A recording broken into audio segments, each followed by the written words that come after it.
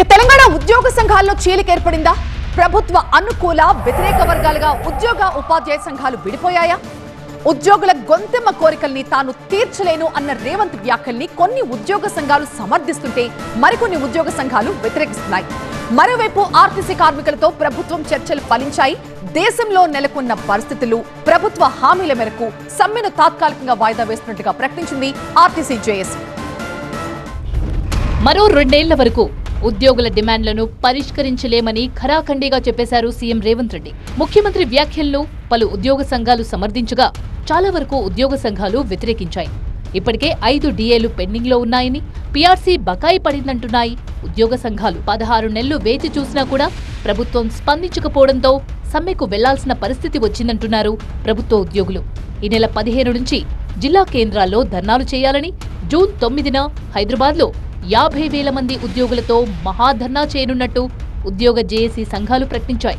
సమ్మె చేస్తామన్న ఉద్యోగులకు బీఆర్ఎస్ మద్దతిస్తామంటోంది. ప్రభుత్వ ఉద్యోగులు గొంతెమ్మ కొరకు ఏం కోరికలు? డిఏ అనేది కేంద్ర ప్రభుత్వం విడుదల చేయగానే ఆటోమేటిక్గా ఇక్కడ విడుదల అవుతుంది. రొటీన్ వాళ్ళ వచ్చే హక్కు అది. బీఆర్సీ అనేది వాళ్ళ హక్కు అది. రిటైర్డ్ ఉద్యోగులు వాళ్ళ పైసలు కదా, వాళ్ళు దాచిపెట్టుకునే డబ్బులు వాళ్ళకి వాపసు ఇవ్వాలా. వాళ్ళ పైసలు వాళ్ళకి ఇవ్వడం గొంతెమ్మ కోరికనా? సమ్మె కార్యాచరణ ప్రకటించాక జేఏసీలోని పలు సంఘాలు కాంగ్రెస్ ప్రభుత్వానికి అనుకూలంగా వ్యవహరిస్తున్నాయి. దీంతో ఉద్యోగ సంఘాల్లో చీలిక తేవాలని ప్రభుత్వం ప్రయత్నిస్తుందని ఆరోపించారు జేఏసీ నేతలు. రేవంత్ సర్కార్ ఉద్యోగ సంఘాలను విడదీయాలని చూడడం కరెక్ట్ కాదన్నారు బీఆర్ఎస్ నేతలు దేవిప్రసాద్, శ్రీనివాస్ గౌడ్. నేను ఒక సంఘాన్ని స్థాపించి ఆ సంఘం కూడా చీలికలు అయితే అంటే వద్దు, మీరందరూ కలిసి పనిచేసుకోండి అని చెప్పిన ఉద్యోగులు. అనవసరంగా మేము ఉన్నామంటే మిమ్మల్ని వేధిస్తారు, ట్రాన్స్ఫర్లు అంటారు, ఏసీబీ కేసులు అంటారు, బెదిరిస్తారు మిమ్మల్ని అంతా. వద్దు, మీరు ఒకటే కంటిన్యూ ఉండండి అని చెప్పినాం. మరోవైపు తెలంగాణ ఆర్టీసీ కార్మికుల సమ్మె వాయిదా పడింది. ఆర్టీసీ జేఏసీ నేతలతో మంత్రి పొన్నం ప్రభాకర్ జరిపిన చర్చలు సఫలమయ్యాయి.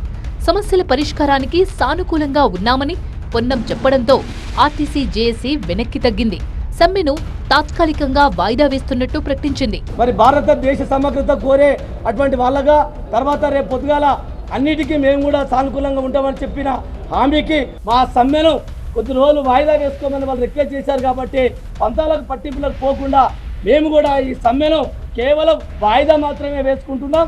రేపు ఈ సమస్యలను కనుక పరిష్కరించకుండా మరి వాటిని ఆ విధంగానే ఉంచే మట్టుకు ఖచ్చితంగా మళ్ళీ మేము సమ్మె డేటును ప్రకటించి సమ్మెకి వెళ్తామని చెప్పేసి మేము వారికి కూడా తెలియజేసినాం.